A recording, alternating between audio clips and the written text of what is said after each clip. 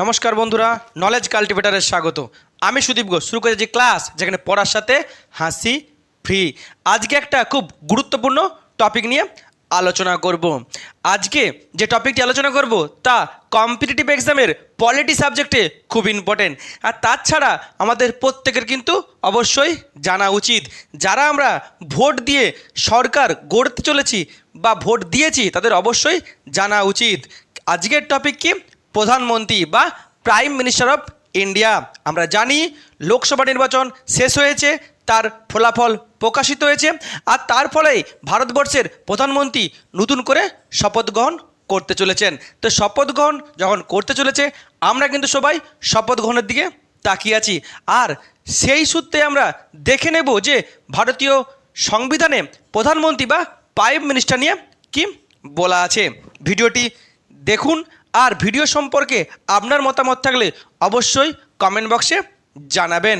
তো আজকের video prime minister of India বা ভারতবর্ষের প্রধানমন্ত্রী। তো কি আমরা জানি যে অষ্টাদশ লোকসভা নির্বাচন 2024 শেষ হয়েছে, 4 জুন তার ফলাফল প্রকাশিত হয়েছে। আর এই ফল প্রকাশের পরেই ভারতবর্ষের নতুন প্রধানমন্ত্রী শপথ গ্রহণ করতে চলেছেন। এনডিএ জোট তার মন্ত্রী, অর্থাৎ এনডিএ জোট হচ্ছে বিজেপি যিনি লিডার, আমাদের প্রাক্তন প্রধানমন্ত্রী যিনি, সেই নরেন্দ্র মোদী আরও একবার প্রধানমন্ত্রী হিসাবে শপথ গ্রহণ করতে চলেছেন। কিন্তু মনে রাখতে হবে 2014-2019 এনডিএ জোট থাকলেও নরেন্দ্র মোদীর বিজেপি কিন্তু একক সংখ্যাগরিষ্ঠতা পেয়েছিল, অর্থাৎ সিঙ্গেল মেজরিটি তাদের কাছে ছিল। এবারে কিন্তু সিঙ্গেল মেজরিটি নেই, অর্থাৎ এখানে বিরোধীরা কিন্তু খুব ভালো ফল করেছে। অর্থাৎ নরেন্দ্র মোদী সরকার গড়তে চলেছেন ঠিকই, কিন্তু তাকে জোট সঙ্গীদের সাহায্য নিয়ে সরকার গড়তে হবে। আর আমরা জানি ভারতবর্ষের জোট রাজনীতির ইতিহাস আমরা দেখেছি, একটা ভিডিও আমি করেছিলাম আগের দিন, আপনারা সেই ভিডিওটি দেখতে পারেন জোট রাজনীতি নিয়ে, জোট সরকারের নিয়ে, যার কিন্তু লিঙ্ক এর ডেসক্রিপশন বক্সে দেওয়া আছে। আর জোট সরকারের সবথেকে ভয় হচ্ছে সরকার 5 বছর চালাতে পারবে কিনা। যদি জোট সঙ্গীরা সমর্থন তুলে নেয় তাহলে কিন্তু সরকার মায়ের ভোগে, অর্থাৎ প্রধানমন্ত্রীকে কিন্তু তার ক্ষমতা থেকে চলে যেতে হবে। এখন প্রধানমন্ত্রী কে? প্রধানমন্ত্রী বা প্রাইম মিনিস্টার হচ্ছে ভারতবর্ষের আসল ক্ষমতার অধিকারী, অর্থাৎ তিনি হচ্ছেন ভারতবর্ষের রাষ্ট্রপ্রধান, অর্থাৎ তিনি ভারতবর্ষকে শাসন করেন বা শাসন কার্য পরিচালনা করেন। কার নামে করেন? যদিও তিনি ভারতবর্ষের আসল ক্ষমতার অধিকারী, কিন্তু তিনি যাই কাজ করবেন সব কিন্তু তাকে করতে হবে ভারতবর্ষের সাংবিধানিক প্রধান, অর্থাৎ সম্মানীয় আমাদের রাষ্ট্রপতির নামে তাকে করতে হবে। অর্থাৎ ভারতবর্ষের যে শাসন কার্য চালনা করবেন যিনি, তিনি হলেন প্রধানমন্ত্রী। এখন একজন প্রধানমন্ত্রী হতে গেলে কি কি কোয়ালিফিকেশান লাগে? প্রধানমন্ত্রী হতে গেলে প্রথমেই, যেটা খুব সাধারণ একটা শর্ত, তাকে অবশ্যই ভারতীয় হতে হবে। কোনো বিদেশি কিন্তু ভারতবর্ষের প্রধানমন্ত্রী হতে পারবে না। এটা যে কোনো সাংবিধানিক পদেই কিন্তু তাকে ভারতীয় হতে হবে, এটা আমরা জানি। আর কত বছর বয়স হলে একজন ব্যক্তি প্রধানমন্ত্রী হতে হবে? আমরা জানি যে লোকসভা নির্বাচনে থেকেই কিন্তু প্রধানমন্ত্রী হয়। আর লোকসভা নির্বাচনে ক্যান্ডিডেট বা প্রার্থী হতে গেলে ন্যূনতম বয়স হতে হবে 25 বছর। ঠিক সেরকমই কোনো ব্যক্তি যদি প্রধানমন্ত্রী হতে চান তাকে অবশ্যই তার বয়স হতে হবে 25 বছর। সর্বনিম্ন বয়স অবশ্যই 25 বছর হতেই হবে। এখন কিভাবে একজন ব্যক্তি তিনি প্রধানমন্ত্রী নির্বাচিত হন? লোকসভা ভোটের ফলাফল প্রকাশিত হয় এবং সেই ফলাফলের ফলে সারা দেশে 543টি আসনে ভোট হয়। তার অর্ধেকের থেকে বেশি 272টি আসনে যারা সিঙ্গেল মেজরিটি পায় যে পার্টি, তাদের লিডার কিন্তু প্রধানমন্ত্রী হন। আর যদি দেখা যায় যে কোনো পার্টি এককভাবে 272টি আসন পাচ্ছে না বা সিঙ্গেল মেজরিটি পাচ্ছে না বা একক সংখ্যাগরিষ্ঠতা পাচ্ছে না, তখন জোট সঙ্গীদের সমর্থনে তিনি সরকার গড়তে পারবেন এবং তাদের নেতা হয়ে তিনি কিন্তু কোথায় যাবেন? রাষ্ট্রপতির কাছে। একজন এমপি, তিনি সেই এমপি হয়ে বাকি 272 জন এমপিদের সমর্থন নিয়ে তিনি রাষ্ট্রপতির কাছে যাবেন যে আমি সরকার গড়ব, সেই আমার মেজরিটি কিন্তু আছে। এখন সবসময় যে আগের থেকে মেজরিটি দেখাতে হবে তারপরে প্রধানমন্ত্রী হতে হবে এমন নয়, কিন্তু যে কোনো এমপি কিন্তু প্রধানমন্ত্রী পদে তিনি শপথ গ্রহণ করতে পারেন। কিন্তু প্রধানমন্ত্রী শপথ গ্রহণ করার পরেই কিন্তু তাকে দেখাতে হবে যে বা প্রমাণ করতে হবে যে আমার কাছে সংখ্যাগরিষ্ঠতা বা 272 জন এমপির সাপোর্ট আছে। যদি সে প্রমাণ করতে না পারে তাহলে কিন্তু তাকে আবার তার ক্ষমতা চলে যাবে, তাকে পদত্যাগ করতে হবে। আর কি হবে, সবসময় যে লোকসভা ভোট থেকে জিততে হবে প্রধানমন্ত্রী হতে গেলে তা নয়। একজন রাজ্যসভার এমপি তিনিও কিন্তু একজন প্রধানমন্ত্রী হতে পারেন। অর্থাৎ প্রধানমন্ত্রী হতে গেলে শুধু যে লোকসভার এমপি বা সাংসদ হতে হবে তা নয়, রাজ্যসভার এমপিও কিন্তু বা সাংসদও কিন্তু প্রধানমন্ত্রী হতে পারেন। আবার একজন ব্যক্তি প্রধানমন্ত্রী হতে গেলে তাকে যে অবশ্যই লোকসভা বা রাজ্যসভার সাংসদ বা এমপি হতে হবে তাও নয়, বাইরে থেকেও কোনো ব্যক্তি কিন্তু প্রধানমন্ত্রী হতে পারেন, তিনি লোকসভার বা রাজ্যসভার এমপি না হয়েও। কিন্তু শপথ গ্রহণ করার পর 6 মাসের মধ্যে কিন্তু তাকে লোকসভা বা রাজ্যসভার কোনো আসন থেকে জিতে অবশ্যই এমপি হতে হবে।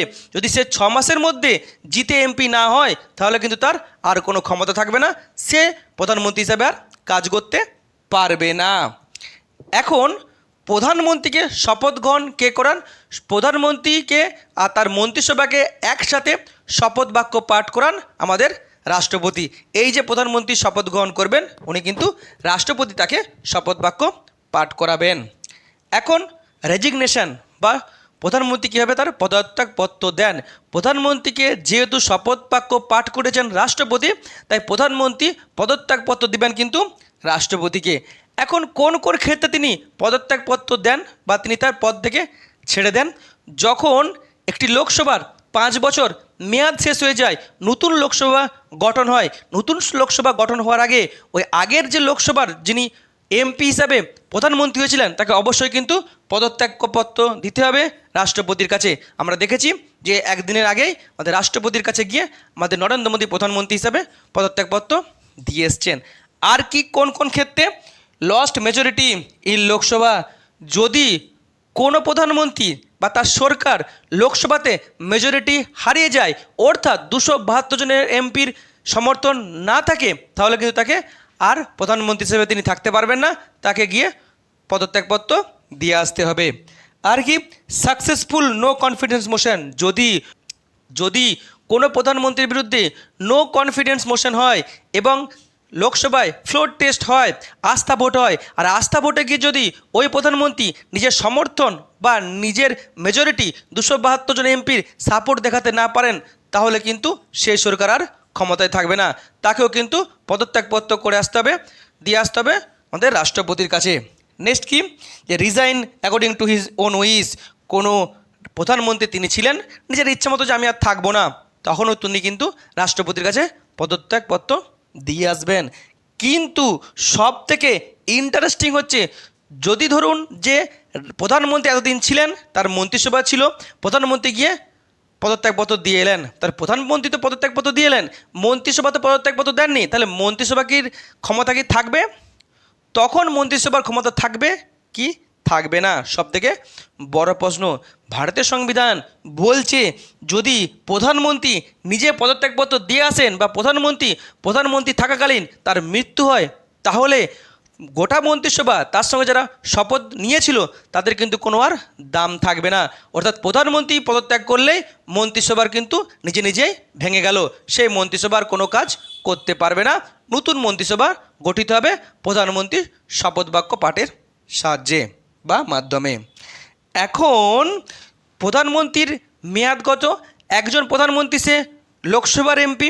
এখন লোকসভার এমপি আমরা জানি যে লোকসভার সাংসদদের মেয়াদ হচ্ছে 5 বছর, অর্থাৎ একটি সরকার বা একটি লোকসভার মেয়াদ কিন্তু 5 বছর, অর্থাৎ একজন প্রধানমন্ত্রীর মেয়াদ কিন্তু 5 বছর। 5 বছর শেষ হলেই তাকে পদত্যাগপত্র দিতে হবে এবং নতুন ভোটের ফলে আবার নতুন প্রধানমন্ত্রী নির্বাচিত হবেন। এখন প্রধানমন্ত্রীর কাজ কি? এত বড় যে পোস্টের কি কাজ কি?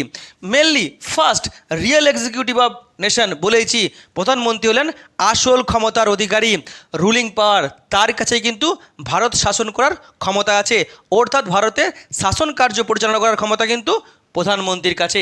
এবং তিনি যে সমস্ত কাজ করবেন বা আইন পরিচালনা করবেন বা শাসন পরিচালনা করবেন, সেটা কিন্তু কার নামে করবেন? তিনি করবেন ভারতবর্ষের সাংবিধানিক প্রধান, অর্থাৎ রাষ্ট্রপতি নামে কিন্তু তিনি সব কাজ করবেন।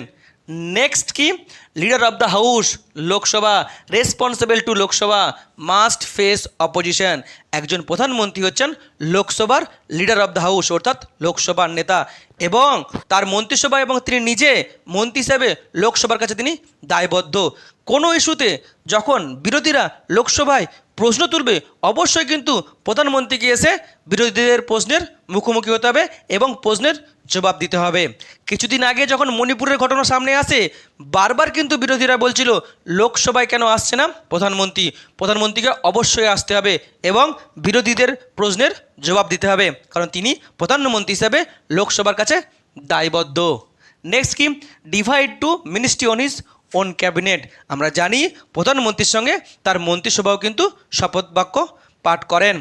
এখন শপথ গ্রহণ করার সময় রাষ্ট্রপতি তাদেরকে শপথ বাক্য দেন, কিন্তু কোন মন্ত্রী কোন দপ্তর পাবেন বা কোন ব্যক্তি কোন দপ্তর পাবেন এটা কিন্তু ঠিক করেন আমাদের প্রধানমন্ত্রী তার ক্যাবিনেটের মধ্যে বিভিন্ন মিনিস্ট্রিকে বা মন্ত্রককে ভাগ করে দেন। Next, connector between president and parliament. এই প্রধানমন্ত্রী হচ্ছেন পার্লামেন্টের সাথে প্রেসিডেন্ট অর্থাৎ রাষ্ট্রপতির একটা যোগসূত্র। পার্লামেন্টে কী ঘটনা ঘটছে সেটা কিন্তু খবর প্রেসিডেন্টকে দেবেন এই প্রধানমন্ত্রী, এবং অনেক সময় প্রধানমন্ত্রী অনুরোধ করেন প্রেসিডেন্টকে পার্লামেন্টের কোনো ক্ষেত্রে অ্যাকশন নেওয়ার জন্য, যেমন যৌথ অধিবেশন আহ্বান করা কিংবা নতুন লোকসভায় রাষ্ট্রপতির ভাষণ, এমনকি মানি বিল তোলার সময় রাষ্ট্রপতির অনুমতি নেওয়া, এগুলো একাধিক কিন্তু এই রাষ্ট্রপতির কাছে যোগাযোগ সূত্র হিসেবে কাজ করেন আমাদের প্রধানমন্ত্রী। নেক্সট কি, অ্যাডভাইস মিনিস্টার টু রিজাইন। আমি কি একটু আগে বললাম যে প্রধানমন্ত্রী ঠিক করে দেন কোন ব্যক্তি কোন মন্ত্রিত্ব পাবেন, আবার প্রধানমন্ত্রী চাইলেই কিন্তু যে কোনো মন্ত্রীকে তার পদ থেকে পদত্যাগপত্র দেওয়ার কথা বলতে পারেন বা নির্দেশ দিতে পারেন। Bill pass and budget in parliament by minister. কোনো মন্ত্রী, সে অর্থমন্ত্রী বা স্বরাষ্ট্রমন্ত্রী বা রেলমন্ত্রী, আমাদের কী করে যে পার্লামেন্টে তারা বিল পেশ করেন কিংবা বাজেট পেশ করেন। এই বিল বাজেট পেশ করার আগে অবশ্যই তাকে প্রধানমন্ত্রীর সঙ্গে পরামর্শ করতে হবে বা প্রধানমন্ত্রীর অনুমতি নিতে হবে। নেক্সট কি, recommend president for the appointment. আমরা জানি ভারতবর্ষের বিভিন্ন সাংবিধানিক পোস্ট আছে যেগুলি কিন্তু নিয়োগ করেন আমাদের রাষ্ট্রপতি, কিন্তু রাষ্ট্রপতি ডাইরেক্টলি নিয়োগ করেন না। ওই সমস্ত সাংবিধানিক পোস্ট নিয়োগের ক্ষেত্রে রাষ্ট্রপতিকে পরামর্শ দেন আমাদের এই প্রধানমন্ত্রী। এক প্রকার প্রধানমন্ত্রী যে সমস্ত ব্যক্তিকে রেকমেন্ড করেন তাদেরকেই নিয়োগ করেন আমাদের রাষ্ট্রপতি, যেমন CAG, computer and auditor general, attorney general কিংবা বিভিন্ন রাজ্যের যে রাজ্যপাল, গভর্নর। এছাড়াও আমাদের যে ইউপিএসসি আছে বা ফাইন্যান্স কমিশন আছে, অর্থ কমিশনের চেয়ারম্যান, এদেরকেও কিন্তু নিয়োগ করেন রাষ্ট্রপতি, কিন্তু রেকমেন্ড করেন আমাদের প্রধানমন্ত্রী। এমনকি কোনো রাজ্যের যে রাষ্ট্রপতি শাসন কিংবা আমাদের সারা দেশের যে এমার্জেন্সি ডিক্লেয়ার করেন রাষ্ট্রপতি, কিন্তু রেকমেন্ড করেন আমাদের প্রধানমন্ত্রী। অর্থাৎ এই বিশেষ ক্ষেত্রেতে প্রেসিডেন্ট কাজ করেন ঠিকই, কিন্তু সেটা আমাদের প্রধানমন্ত্রীর সঙ্গে পরামর্শ করে বা এক প্রকারে প্রধানমন্ত্রীর পরামর্শ দেওয়ার পরেই তিনি করেন, নিজের থেকে করেন না। আর কি, new law by any minister. যদি কোনো মন্ত্রী দেশের জন্য কোনো আইন আনতে চান তাহলে অবশ্যই তাকে আগে প্রধানমন্ত্রীর সঙ্গে পরামর্শ করতে হবে। Next, chairman. প্রধানমন্ত্রী নিজে তার প্রধানমন্ত্রীত্বের পদের ক্ষমতা বলে কতকগুলি সংস্থার তিনি চেয়ারম্যান হন, যেমন প্ল্যানিং কমিশন। এখন পরিকল্পনা কমিশন বন্ধ আছে, নীতি আয়োগ আসছে। আগে পরিকল্পনা কমিশন ছিল, সেই পরিকল্পনা কমিশনের চেয়ারম্যান ছিলেন আমাদের প্রধানমন্ত্রী। এখন নীতি আয়োগ হয়েছে, নীতি আয়োগের চেয়ারম্যান কিন্তু আমাদের প্রধানমন্ত্রী। এছাড়াও ন্যাশনাল ডেভেলপমেন্ট কাউন্সিল, তার চেয়ারম্যান প্রধানমন্ত্রী। ইন্টারস্টেট কাউন্সিল, তারও চেয়ারম্যান কিন্তু প্রধানমন্ত্রী। আর একটা কি আছে, যে বিশ্বভারতী ইউনিভার্সিটি আছে পশ্চিমবঙ্গের শান্তিনিকেতনে, যা আমাদের কবিগুরু রবীন্দ্রনাথ ঠাকুর তৈরি করেছিলেন বা প্রতিষ্ঠা করেছিলেন, সেটি কিন্তু একটি সেন্ট্রাল ইউনিভার্সিটি। এই সেন্ট্রাল ইউনিভার্সিটির আচার্য বা চ্যান্সেলর হচ্ছেন প্রধানমন্ত্রী। বিশেষ করে দেখা যায় কি, যে কেন্দ্রীয় সরকারের ইউনিভার্সিটিগুলির চ্যান্সেলর হন উপরাষ্ট্রপতি কিংবা উপরাষ্ট্রপতি দ্বারা কোনো ব্যক্তি, কিন্তু এক্ষেত্রে বিশ্বভারতী ইউনিভার্সিটির চ্যান্সেলর কিন্তু প্রধানমন্ত্রী। Next, recommend president two dissolved Lok Sabha.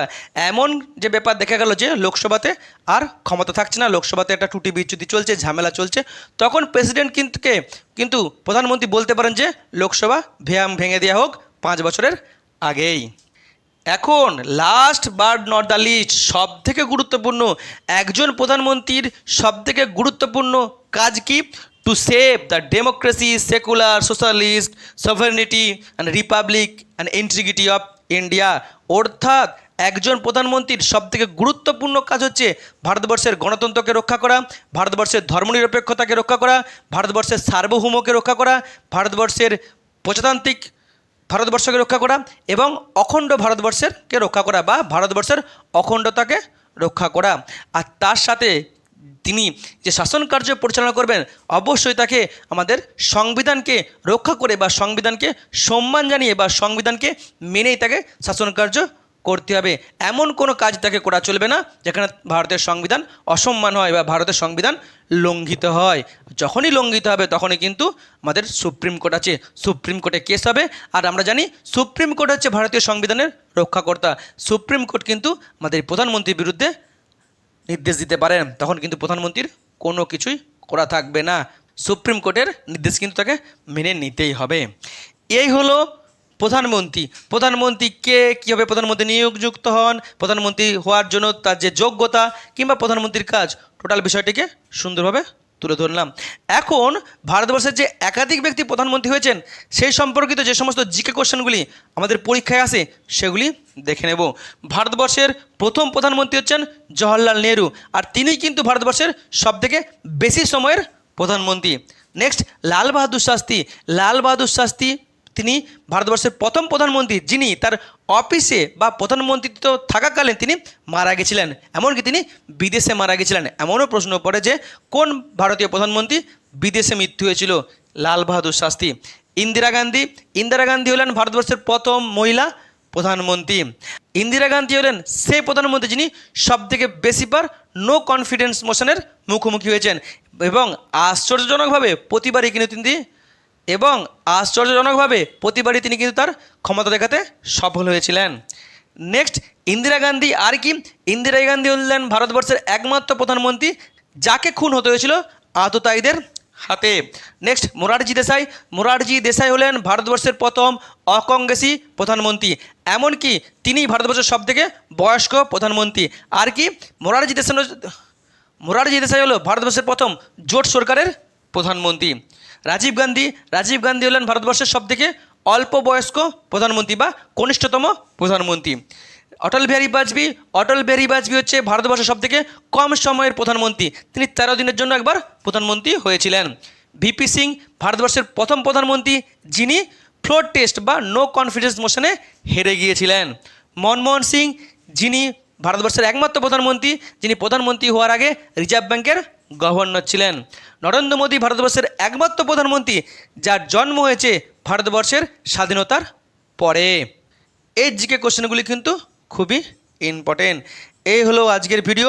আর ভিডিও শেষ করার আগে আপনাদের কাছে একটি প্রশ্ন, আপনার কাছে সবথেকে প্রিয় প্রধানমন্ত্রীকে অবশ্যই কমেন্ট বক্সে জানাবেন। ভিডিওটি এখানেই শেষ হলো। ভিডিওটি যদি ভালো লাগে অবশ্যই লাইক, কমেন্ট, শেয়ার এবং চ্যানেলটি সাবস্ক্রাইব করতে ভুলবেন না। আবার দেখা হবে নতুন একটি ভিডিওতে। ততক্ষণ পড়তে থাকো, হাসতে থাকো।